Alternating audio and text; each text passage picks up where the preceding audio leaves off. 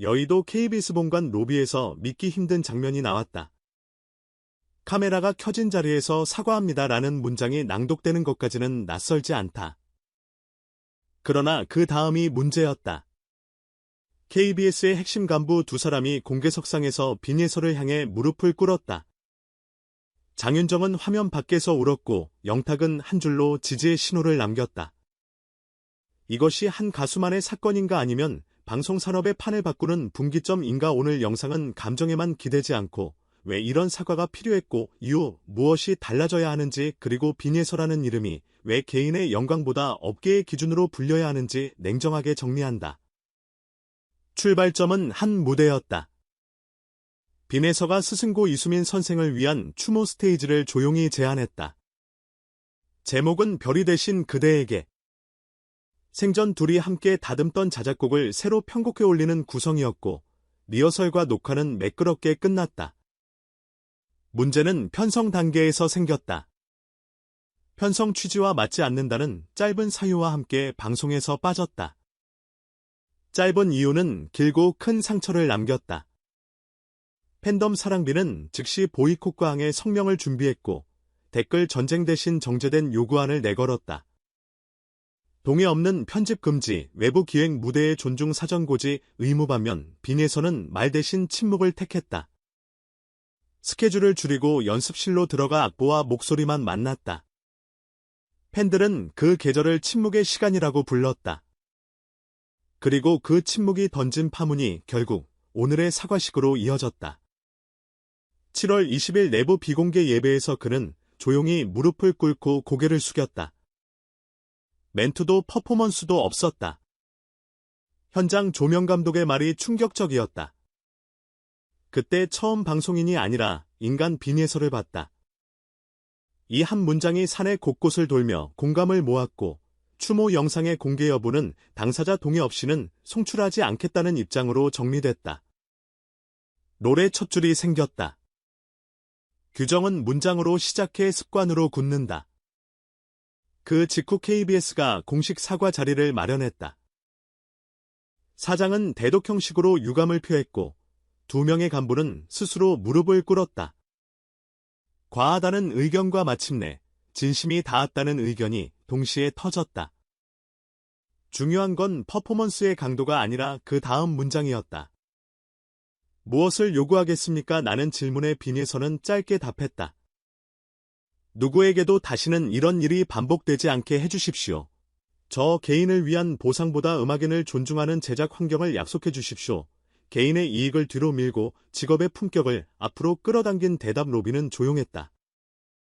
환호 대신 침묵. 그 침묵의 압력이 결국 후속 조치를 밀어냈다. KBS는 즉시 제작 가이드라인 개정을 발표했다. 첫째, 출연자 사전 동의 없는 편집 금지. 둘째, 외부 기획 무대 존중과 일정 내용 사전 공유 의무화. 셋째, 무대와 음악인을 향한 비하 발언, 부당 대우에 대한 명확한 징계 조항 신설. 넷째, 편성 제작 과정에서 아티스트 권리보호 담당을 지정해 분쟁의 선제 조율. 요약하면 사과를 제도로 바꾸겠다는 선언이다. 선언은 시작일 뿐이다. 실행이 내용이다. 그래서 업계는 묻는다. 체크리스트는 있는가? 로그는 남기는가? 분기별 점검과 공개보고는 가능한가? 이제 평가는 시청률이 아니라 준수율로도 이뤄져야 한다. 팬덤의 반응은 감정과 이성의 균형을 잡았다. 사랑비는 우리는 끝까지 기다렸고 오늘 그 기다림이 옳았다고 증명됐다고 적었다. KBS 시청자 게시판에는 잘못을 인정하는 방송사를 처음 봤다. 이제부터 시작이라는 글이 쌓였다. 이 장면을 한 사람에게만 허락된 예외로 보느냐, 내일의 표준으로 보느냐가 관건이다. 표준이 되려면 기술적인 장치와 문화적인 장치가 동시에 필요하다. 기술적 장치는 간단하다. 계약서의 사전동의 편집고지, 무대 기획 권리 항목을 명문화하고 시스템에 체크박스를 만든다. 문화적 장치는 시간이 필요하다. 제작회의에서 이 부분은 당사자와 먼저 상의합시다라는 말이 자연스러워질 때까지 훈련해야 한다. 오늘의 사과가 내일의 습관이 되려면 두 장치가 동시에 돌아가야 한다. 장윤정이 흘린 눈물 영탁의 한 줄 메시지는 단순한 친분이 아니라 동료의식의 표현이었다. 오래된 관행을 고치는 건 인프라보다 마음가짐이 먼저 바뀔 때 가능하다. 누가 먼저 사과했느냐보다 누가 먼저 바꾸느냐가 중요하다. 그래서 무릎을 꿇었다는 자극적인 문장보다 가이드라인을 손봤다는 건조한 문장이 더 오래 가치를 갖는다. 이 변화가 진짜인지 가짜인지 확인하는 방법은 간단하다.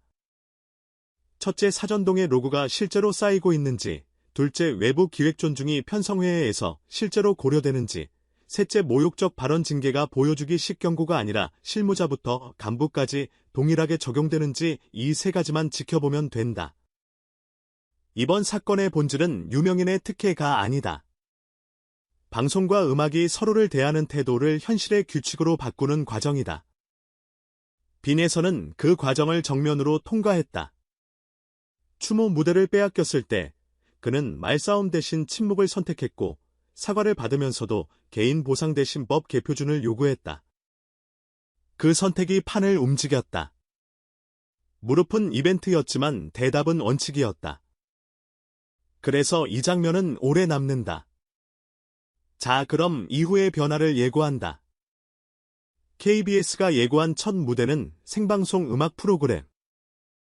누군가는 이를 복고라고 부르겠지만 본질은 재시작에 가깝다. 리허설실의 큐시트에는 처음으로 사전동의 확인칸이 별도 표기될 것이고 편집실의 타임라인에는 창작에도 유즈라벨이 붙을 것이다. 현장 진행자는 이 부분 당사자 확인받았습니다를 공용어로 쓸 것이다. 이런 사소한 변화가 쌓일 때 무대는 바뀐다. 그리고 관객은 그 변화를 소리로 듣는다. 긴 호흡, 덜어낸 과장, 더해진 배려. 음악이 달라지는 방식은 언제나 촘촘하다. 이 사건을 두고 과했던 퍼포먼스다라는 비판도 나온다. 인정한다. 사과는 상징을 필요로 하지만 상징에 머물면 쇼로 끝난다. 그래서 우리는 상징 다음 페이지를 확인해야 한다. 계약서에 문장이 들어갔는지, 시스템에 박스가 생겼는지, 회의에서 말버릇이 바뀌었는지 오늘 영상이 감동에 머물지 않는 이유는 여기에 있다. 감동은 한 번 울고 끝나지만 규칙은 다음 사람을 지킨다. 빈에서의 답은 나를 지켜달라가 아니라 다음을 지켜달라였다. 이 한 문장이 운영 방식을 바꾼다. 현장에서 만난 스태프들의 증언도 인상적이다. 우리도 처음이었다. 무릎을 꿇는 사과. 그리고 바로 이어진 가이드라인 설명회. 회의에서 기관 당사자와 상의해야 한다는 말이 셋이나 나왔다. 변화를 숫자로 측정하는 건 쉽지 않지만 공기의 밀도는 다들 느낀다. 조직의 톤이 바뀌면 결과물의 톤도 바뀐다. 결국 시청자는 그 변화의 최대 수혜자다. 존중이 담긴 무대는 잡음이 적고 잡음이 적은 무대는 음악에 집중할 시간을 늘린다. 마지막으로 남는 질문. 도대체 무슨 일이 있었던 걸까? 한 줄로 요약하면 이렇다. 한 가수가 침묵으로 답했고 한 방송사가 무릎으로 응답했다. 그리고 침묵과 무릎 사이에 규칙이 생겼다. 이제 중요한 건 이 규칙을 지키는 일이다. 조명이 켜지고 첫숨이 공기를 가르는 순간 우리는 알게 될 것이다. 오늘의 사과가 끝이 아니라 첫 박자였다는 것을. 다음번 누군가의 기획 무대가 방송으로 무사히 도착할 때 오늘의 장면은 완성된다.